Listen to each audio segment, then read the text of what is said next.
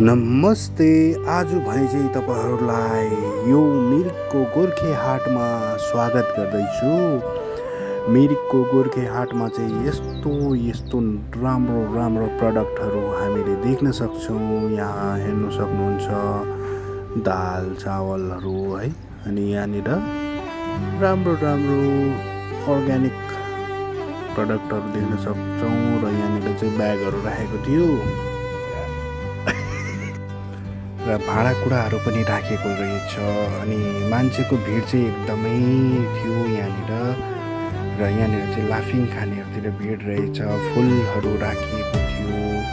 अनि राम्रो राम्रो यहाँनिर देख्न सक्नुहुन्छ खुकुरी हात हतियारहरू पनि, आफ्नो जातीय हात हतियारहरू पनि राखेको थियो। यहाँ प्लान्टहरू राखिएको रहेछ र थुप्रै मानिसहरूको आगमनले यो हाट नै एकदमै राम्रो बनाइएको रहेछ है। र यहाँ व्यापार व्यवसाय पनि एकदमै फस्टाएको एकदमै राम्रो देखियो। अनि लाफिङ हामीले यहाँ ट्राई गऱ्यौँ, फर्स्ट टाइम लाफिङ एकदमै राम्रो बनाउँदो रहेछ यहाँनिर। अनि त्यसपछि चाहिँ हामी यही चक्कर गोर्खे हाटको लगाइसकेपछि चाहिँ हामी आफ्नो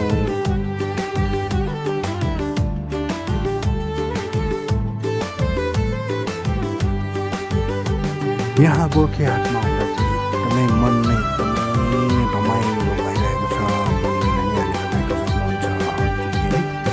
यहाँ प्लान्टहरू हेर्नुहोस्, रङबिरङ्गी प्लान्टहरू देख्न पाउँदा चाहिँ एकदमै खुसी लागिरहेको छ। प्लान्टहरू धेरै धेरै यहाँ राखिएको थियो।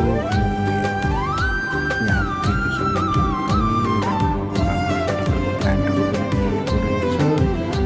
अनि यो सब हेरिसकेपछि चाहिँ हामी आफ्नो घरतर्फ जानु गऱ्यौँ। अनि त्यसपछि चाहिँ यहाँ वरिपरि छोड्नु मन लागेको थिएन। यो हाट एकदमै राम्रो थियो, मान्छेको भिड पनि धेरै।